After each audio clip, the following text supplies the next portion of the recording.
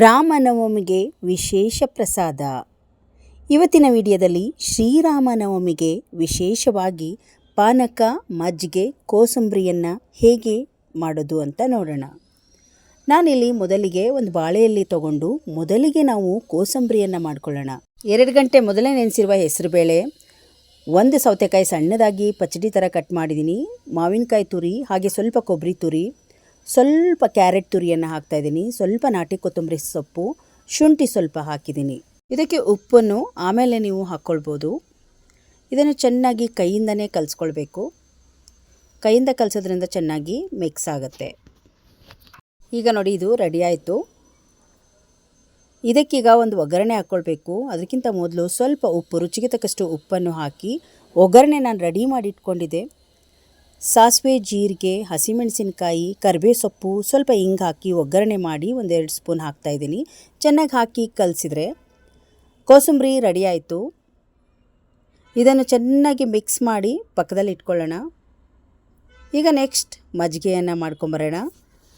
ಈಗ ಮಜ್ಜಿಗೆ ಮಾಡಲಿಕ್ಕೆ ನಾನಿಲ್ಲಿ ಗಟ್ಟಿ ಮೊಸರನ್ನ 1 ಬೌಲ್ ತೊಗೊಂಡಿದ್ದೀನಿ. ಇದಕ್ಕೆ ಸ್ವಲ್ಪ ರುಚಿಗೆ ತಕ್ಕಷ್ಟು ಉಪ್ಪನ್ನು ಸೇರಿಸ್ಕೊಂಡು 1.5 ಗ್ಲಾಸ್ ಆಗುವಷ್ಟು ನೀರನ್ನು ಸೇರಿಸ್ಕೊಂಡಿದ್ದೀನಿ. ನಾವು ಇದನ್ನು ಕಡ್ಗೋಲಲ್ಲಿ ಚೆನ್ನಾಗಿ ಕಡ್ಕೊಳ್ಬೇಕು. ಮಜ್ಜಿಗೆ ಚೆನ್ನಾಗಿ ಕಡಿದ್ರೆ ನಮಗೆ ಕುಡಿಲಿಕ್ಕೂ ತುಂಬ ಚೆನ್ನಾಗಿರುತ್ತೆ. ಮೊಸರಿನ ಅಂಶ ಸ್ವಲ್ಪ ಕೂಡ ಇರಬಾರ್ದು. ಮಜ್ಜಿಗೆ ಚೆನ್ನಾಗಿ 1-2 ನಿಮಿಷ ಕಡ್ಕೊಳ್ಬೇಕು. ಈ ರೀತಿ ಚೆನ್ನಾಗಿ ಮಜ್ಜಿಗೆ ಕಡಿದು ನೋಡಿ, ರೆಡಿ ಇದೆ. ಈಗ ಮಜ್ಜಿಗೆ ರೆಡಿ ಆಯಿತು.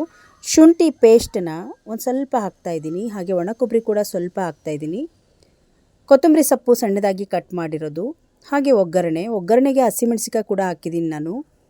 ಹಾಗಾಗಿ ಹಸಿಮೆಣಸಿಕಾಯಿ, ಒಗ್ಗರಣೆ ಎಲ್ಲ ಹಾಕ್ತಾಯಿದ್ದೀನಿ. ಮೊದಲೇ ನಾನು ಒಗ್ಗರಣೆ ರೆಡಿ ಮಾಡಿ ಇಟ್ಕೊಂಡಿದ್ದೆ. ಇದಕ್ಕೂ ಸ್ವಲ್ಪ ಒಗ್ಗರಣೆ ಹಾಕಿ ಚೆನ್ನಾಗಿ ಮಿಕ್ಸ್ ಮಾಡಿದರೆ ಮಜ್ಜಿಗೆ ಕೂಡ ರೆಡಿ ಆಯಿತು. ಇದನ್ನು ಪಕ್ಕದಲ್ಲಿ ಇಟ್ಕೊಂಡು ಇವಾಗ ಕರ್ಬೂಜದ ಪಾನಕವನ್ನು ಮಾಡ್ಕೊಂಬರೋಣ. ಕರ್ಬೂಜದ ಪಾನಕ ಮಾಡೋಕ್ಕೆ ಒಂದು ಸ್ವಲ್ಪ ಬೆಲ್ಲ ತೊಗೊಂಡಿದ್ದೀನಿ. 1-2 ಗ್ಲಾಸ್ ನೀರನ್ನು ಹಾಕಿ ಸ್ವಲ್ಪ ನಿಂಬೆಹಣ್ಣಿನ ರಸ, ಹಾಗೆ ಸ್ವಲ್ಪ ಒಣ ಕೊಬ್ಬರಿ, ಇದನ್ನು ಪಕ್ಕದಲ್ಲಿ ಇಟ್ಕೊಂಡು ಈಗ ನಾವು ಕರ್ಬೂಜ ಹಣ್ಣು ತೊಗೊಂಡಿದ್ದೀನಿ. ಒಂದು ಅರ್ಧ ಭಾಗದಷ್ಟು ತೊಗೊಂಡಿದ್ದೀನಿ. ಯಾಕಂದರೆ ನಾನು 1-2 ಗ್ಲಾಸ್ ಮಾಡೋದ್ರಿಂದ ಇದ್ರ ಪಲ್ಪನ್ನು ತಗೊಂಬಿಡೋಣ. ಫಸ್ಟು ನಾವು ಇದನ್ನು ಮಿಕ್ಸಿಗೆ ಹಾಕಿ ರುಬ್ತಾ ಇಲ್ಲ, ಹಾಗೆ ಇದನ್ನು ಸಣ್ಣದಾಗಿ ಕಟ್ ಮಾಡಿ ಹಾಕ್ಕೊಳ್ಳೋಣ. ದೇವಸ್ಥಾನಗಳಲ್ಲಿ ಹಾಗೆ ಇದನ್ನು ಕಟ್ ಮಾಡಿ ಹಾಕ್ತಾರೆ. ಮಿಕ್ಸಿಗೆ ಹಾಕಿದರೆ ಪೇಸ್ಟ್ ಆಗಿಬಿಡುತ್ತೆ. ಈಗ ಚಾಕುದಿಂದ ಸಣ್ಣದಾಗಿ ಕಟ್ ಮಾಡ್ಕೊಂಬಿಡೋಣ. ಜಾಸ್ತಿ ಹಣ್ಣಾಗಿರೋದಾದರೆ ಜ್ಯೂಸ್ ತುಂಬ ಚೆನ್ನಾಗಿರುತ್ತೆ.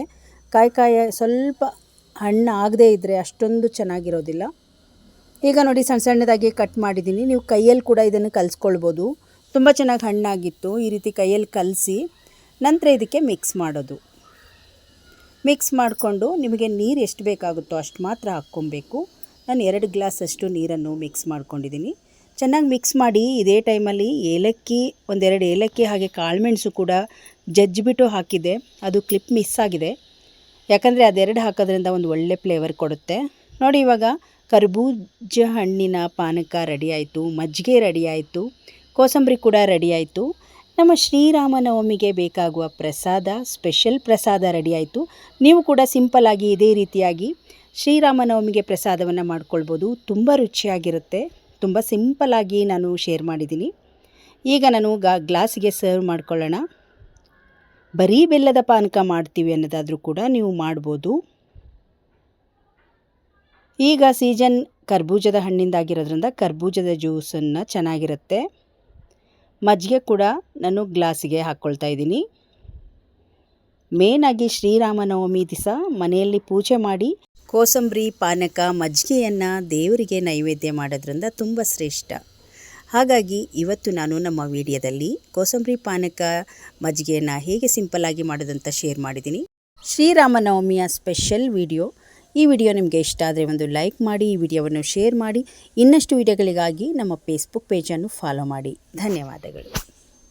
ಜೈ ಶ್ರೀರಾಮ್, ಜೈ ಶ್ರೀರಾಮ್.